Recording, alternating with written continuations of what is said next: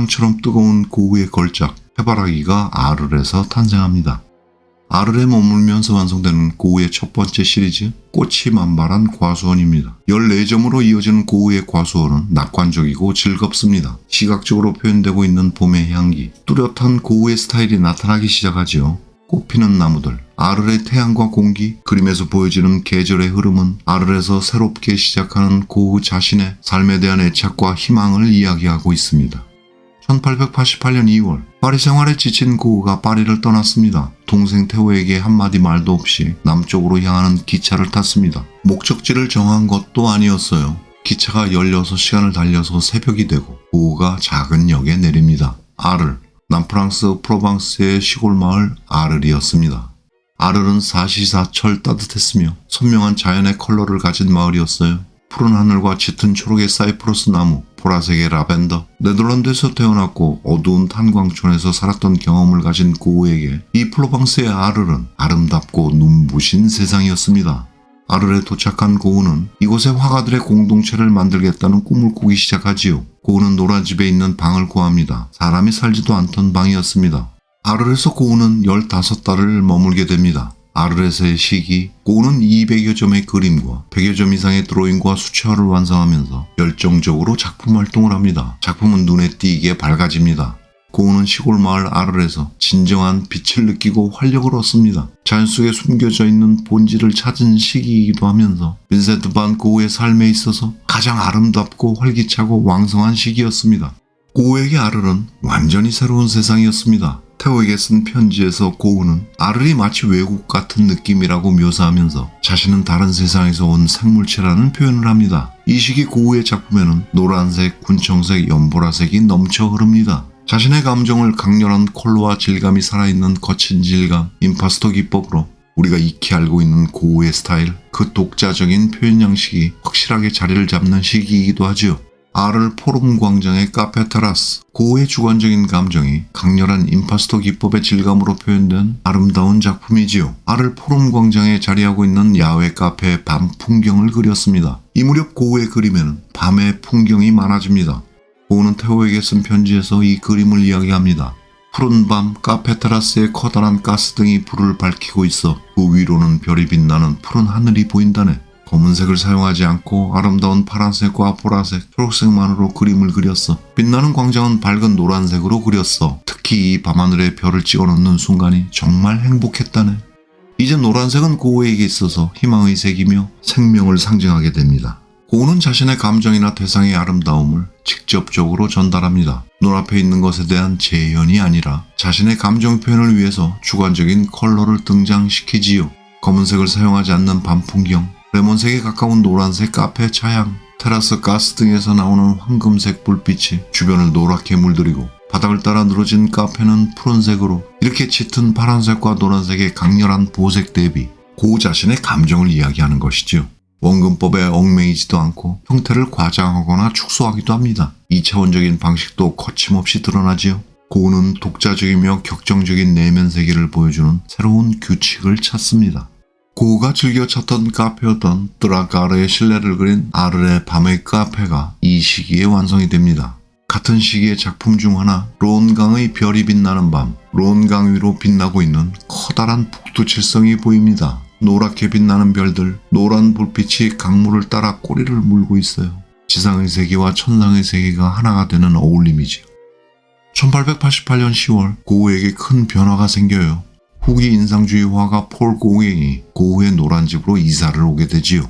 현실과 상상의 세계를 하나로 표현하는 종합주의로 알려진 화가 폴 고갱. 고우는 고갱이 오기를 간절히 바라고 있었지요. 아르에서 예술과 공동체를 만들고 싶어 했던 고우였어요. 서로 우정을 쌓아가면서 예술과 공동체에 대한 자신의 꿈이 실현되기를 바라고 있었던 것입니다. 이미 고우는 친구라고 생각하는 파리의 동료 화가들에게 편지를 보내고 이 공동체 제안을 했었지만 아무도 답장을 하지 않았습니다. 유일하게 대답을 했던 화가 폴 고갱이었던 것입니다. 사실 이 과정에서도 동생 테오가 형 모르게 고갱에게 재정적 지원을 약속하면서 고우가 있는 아르로 가주기를 부탁한 것이었지요. 고갱을 기다리고 있는 고흐, 불멸의 걸작 해바라기가 탄생합니다. 고흐는 4점의 해바라기를 완성시키면서 고갱의 아르 도착을 준비했습니다.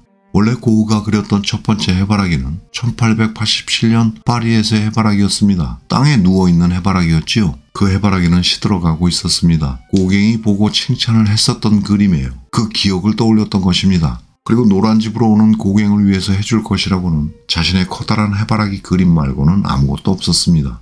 노란색 해바라기, 꽃도 꽃병도 테이블도 배경도 모두 노란색입니다. 동료 예술가가 온다는 기쁨, 기대감, 고흐가 그린 눈부신 태양빛입니다. 고흐의 그림에는 꽃이 많이 등장하지요. 해바라기, 장미, 라일락, 붓꽃. 그 중에서도 가장 사랑받는 작품은 역시 해바라기입니다. 여러 개의 작품이 남아 있습니다. 우리들에게 친숙한 화병에 담긴 해바라기 그림들은 모두 아르레에서 완성한 그림들입니다. 이른 아침의 햇살, 화병에 담긴 해바라기 꽃다발이지요. 두터운 마테리얼가 살아있는 고흐의 해바라기. 고갱을 위해 자신의 해바라기 작품으로 노란 집을 장식했고 자신의 작업 스타일을 보여주기도 한 것이지요. 이를 본 고갱도 고흐의 해바라기에 깊은 인상을 받습니다. 아마도 이 시기가 고흐의 삶을 통틀어 가장 희망적이었으며 가장 낙관적인 시간이 아니었을까 생각이 됩니다. 표에게 쓴 편지 내용이 정확하게 작품을 이야기합니다. 12개 정도의 해바라기가 완성될 것이네. 모든 작업은 파란색과 노란색의 교향곡이 될 거야. 요즘 아침부터 해가 떠 있는 시간 내내 이 작업을 하고 있어. 왜냐하면 해바라기는 너무 빨리 시들어버리고 나는 해바라기가 시들기 전에 작업을 끝내야 하기 때문이지. 빈센트 반 고흐의 해바라기, 병약한 의미의 노란색과 노란 집과의 상징적인 연결고리, 표현주의 미술을 연상시키는 강렬한 질감과 컬러. 해바라기는 화가 고흐의 정체성입니다. 반 고흐의 의자와 고갱의 의자도 이 시기에 완성이 됩니다. 고흐가 그린 룰랭의 초상화, 아르에서 친구처럼 지내던 우편 감독관 룰랭입니다. 룰랭은 고갱을 위해서 침대 2개를 구입하라고 권유했지요. 드디어 고갱이 왔습니다. 아르에서 두 화가는 몇 주간 함께 작업을 합니다. 얼마 지나지 않았는데 문제가 생깁니다. 처음에 기대와는 다르게 둘의 관계가 나빠지기 시작합니다. 고흐는 고갱을 존경했고요. 서로 동등한 예술가의 입장에서 교감을 얻으려고 했어요. 그러나 고흐를 바라보는 고갱은 달랐습니다. 폴 고갱, 오만한 성격, 자존심과 자아가 강한 인물이었습니다. 고갱이 그린 자화상을 보겠습니다. 자신이 그린 황색의 그리스도와 원시부족의 토템 그림을 배경으로 자신의 얼굴을 크게 그려넣은 고갱의 자화상입니다. 마치 자신이 예술의 신이 된 듯하지요. 우월감으로 무장된 고갱이였어요. 고갱이 그려준 고흐의 초상화도 갈등의 빌미가 되지요. 그림에서 고흐가 잡고 있는 붓의 크기가 너무 작게 그려진 거예요. 예민하고 극단적인 성격의 고흐는 고갱이 자신의 감각을 무시하고 있다고 생각했습니다. 그리고 자신을 무시하는 듯한 고갱의 한마디 한마디가 고흐를 절망에 빠뜨립니다. 당시 고흐가 그린 고갱의 의자, 바닥으로 떨어질 듯한 양초와 책, 두 화가의 갈등과 파국을 정확하게 이야기하고 있습니다. 둘은 심하게 다투기 시작하지요. 고갱은 화를 내면서 파리로 돌아가겠다고 선언합니다. 고흐는 고갱이 자신을 버리고 떠날 것이라는 두려움에 이성을 잃어버려요. 이 두려움과 충격을 이기지 못한 고흐가 자신의 귓볼을 칼로 잘라버리는 기괴한 행동을 하게 됩니다. 훗날 고갱이 이 끔찍한 날을 기억합니다. 이날 고흐가 여러 번 위협적인 행동을 보였으며 손에 면도칼을 들고 자신을 향해 달려들었다고 회상을 했습니다. 고갱과의 말다툼 후에 자신의 방에서 면도칼로 왼쪽 귀의 일부를 절단하고요. 출혈이 심했지요. 그리고 상처에 붕대를 감고는 잘린 귀를 손수건으로 싸서 자주 만나던 매춘부 여성에게 소포로 전달을 합니다. 아, 빈센트, 엽기적입니다.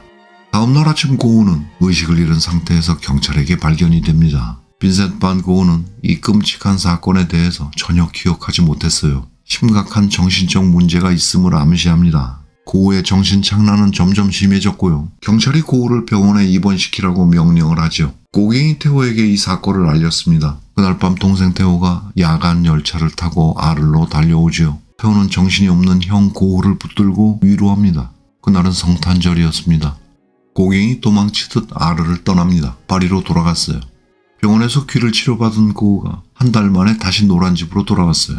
마을 사람들은 고흐를 위험인물로 보기 시작합니다. 자신의 귀를 자르고 손수건으로 싸서 보낸 엽기적인 행동, 사람들의 두려움도 이해가 가는 대목이지요. 마을 사람들은 고흐를 빨강머리의 미치광이라고 불렀습니다. 마을 사람들은 경찰서에 청원서를 제출합니다. 고흐를 마을에서 내보내고 격리시켜달라는 청원서였습니다. 기록에 의하면 아르에서 자신을 믿고 친하게 지냈던 인물들, 고우가 친구로 여기며 지냈던 진우 부인과 우편 감독관 조셉 룰렉마저도 고우를 쫓아내달라는 청원서에 서명했다는 사실을 알고 고우가 심각한 충격을 받았다고 하지요.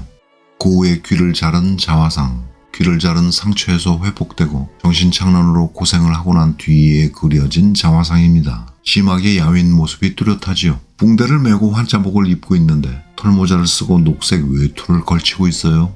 나 이제 괜찮아. 다시 그림을 그릴 수 있어 라고 얘기하는 듯합니다. 그래도 표정에서 나오는 불안감은 여전합니다. 1889년 5월 고우는 동생 테오의 권유를 따릅니다. 아르의 노란 집에서 떠나 근처에 있는 생레미 정신병원에 자진해서 입원합니다. 고우는 생레미 정신병원에서 1년을 머물면서 치료를 받습니다. 작품 활동은 멈추지 않았습니다. 그리고 고우는 이 정신병원에서 미술사에 영원히 기록될 걸작을 탄생시킵니다.